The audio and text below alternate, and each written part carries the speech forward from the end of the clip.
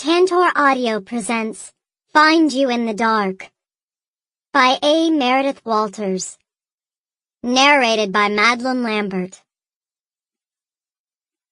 Prologue. How did I get here?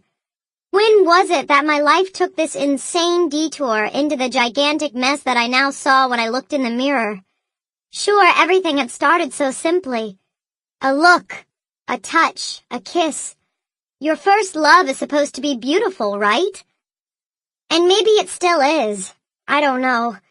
All I do know is that I'm kneeling on this nasty bathroom floor in a dingy motel room in bumfuck Egypt, wiping my boyfriend's blood off the gritty tiles. The skin of my knees raw from my morbidly methodical task. The stinging of tears burns my vision, and I feel like I'm about to follow him off the edge. Wipe, scrub, sweep. That's what I'm doing. Wiping up the turmoil of our relationship, sweeping away the anger, the hurt, the fear, scrubbing it all away as I try to figure out how to piece myself back together. But then I remember those elusive moments, the tiny slivers of time that helped me recognize that it wasn't all bad, because I love him, and he loves me in the only way he can.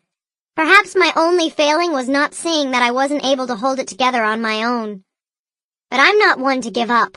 Or forget, as much as they wanted me to, because he had, for a moment in time, been my world, my focus, my entire being, and it's hard to think I am now without that. And maybe what we had for those few blissful months had truly been beautiful, crazy beautiful, or maybe just crazy. Who knows? I was scared, tired, and alone, and missing that vital part of myself that had once felt whole and complete, and now felt sad and empty. Wipe, scrub, sweep. The holes would close up, the ripping seams would come together, but I would never be as I was before him, my crazy, beautiful love. Chapter 1. You have got to be kidding me, I groaned, kicking the tire of my piece of crap Toyota Corolla that had conveniently refused to start. Standing in my driveway, I unleashed every curse word imaginable as the minutes slowly ticked toward my inevitable tardiness. "Won't start again, Maggie girl?" My father had poked his head out of the screen door. He had most likely been made aware of my predicament by my sailor-worthy tirade. Sighing, I slammed my car door shut and picked up my messenger bag. No. I drug out the word in tired defeat. My dad held the door open for me as I made my way back into the house. "Didn't you just have it in the shop 2 weeks ago?" my dad asked as I slammed my bag down on the kitchen table and threw myself into a chair. I blew my bangs out of my eyes in frustration. I didn't bother answering. Everything was going so spectacularly wrong today. I shouldn't have bothered to get out of bed. Maybe I should fake a cough or something and try to convince my dad to let me stay home. My father took a bite of toast, crumbs falling into his neatly trimmed beard. "Well, I'll drive you to school. Can't have you missing that big chemistry test." He smirked at me as if reading my inner plot to skip school. I groaned for the millionth time that morning. I'd completely forgotten about the test, but of course my dad, with his iron-trap brain, remembered. Well, that thoroughly screwed up any chance of a good day. Merry freaking Monday. "Maggie May, what are you still doing here? The tardy bell rings in T-minus 10 minutes. My mother breezed into the kitchen, pouring herself a cup of coffee and conferring with her watch to make sure she wasn't mistaken of the time. Looking at my super serious, all-business, pretty fantastic-looking mother, I wondered, and not for the first time, how I could have been made from her DNA. She was my opposite in every possible way. Where her hair was blonde and shampoo commercial perfect, mine was a dull, mousy brown that refused to be managed into anything resembling a fashionable style. My mom had a perfect figure. She didn't look anywhere near her age. Where I had the misfortune of being dubbed a late bloomer. My underwhelming cup size and non-existent hips were hardly anything to write home about. But I did have her eyes. And I will say, allowing myself zero modesty, they were pretty awesome. I loved that I shared the same sparkly green and dark lashes. They were my best trait. Well, aside from my astounding wit and amazing personality, of course. And I received my fair share of compliments because of them. So no, you couldn't compare me to the back end of a dog or anything, but like most teenagers, I was anything but pleased with myself. Her car wouldn't start. I'm just getting ready to take her to school. My dad filled in before I could answer. My mom gave me a sympathetic smile before giving her husband a rather obnoxiously sweet kiss good morning. They were really nauseating at times, the way they were still so in love with each other. Though deep down I just wanted the same thing, and I spent a lot of time freaking out that I would never find it. But that was a panic attack for another time.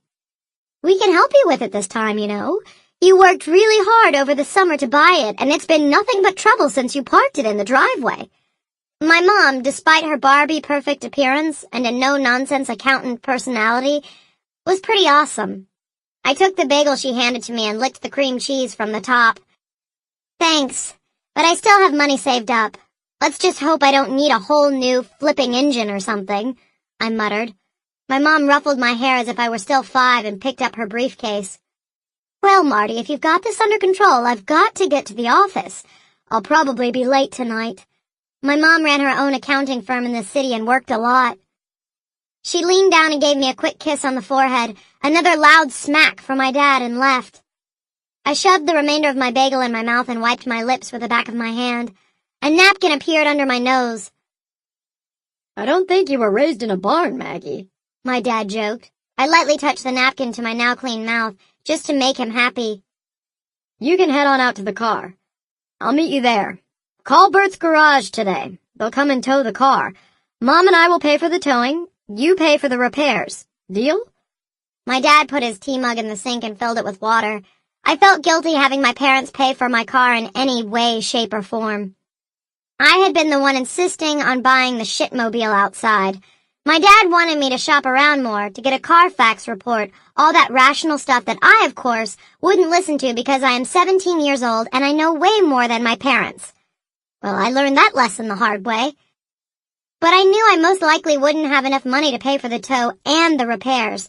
My savings from my job at the ice cream stand over the summer were almost depleted, and I would be firmly in mooch territory soon if I didn't find another way to earn money. I mumbled something unintelligible, not bothering to formulate words. Dad only chuckled. I'll interpret that as a thank you, he said, shooing me out of the kitchen. I walked out to the family minivan, not focusing too much on the social mortification of having my librarian father take me to school. If I wasn't feeling so negative, I'd appreciate how considerate my dad was. I really was lucky in the parental department. My mom and dad always seemed to take my teenage moods in stride. Not much ruffled their feathers.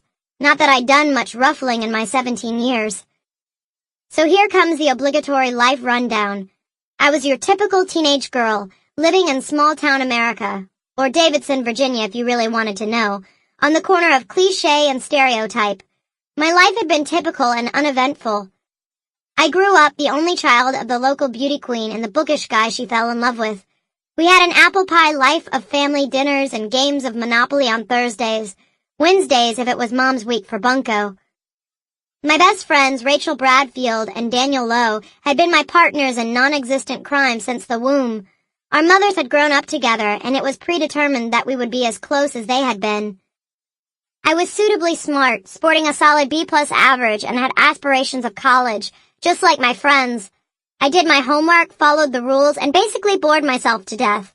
What I was in a very deep crater-sized rut. How sad to be a senior in high school and already done with it all. And the year had only just begun. It was just the 3rd week of September. So my car's refusal to cooperate this morning only added to my overall sense of malaise.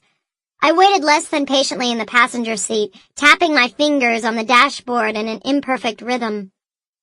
All right, Maggie girl, buckle up.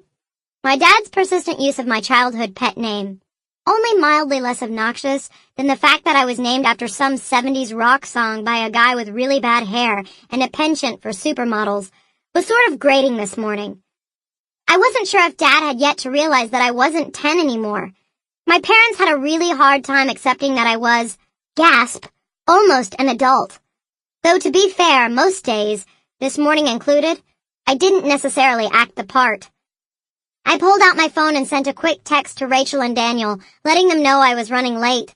Judging by the time, I was at least missing the painful drone of our assistant principal, Mr. Kane, as he read the morning announcements. He always sounded as though he needed to blow his nose. So maybe the day was still salvageable. I tried to minimize conversation as Dad drifted lazily through our tiny town toward the high school,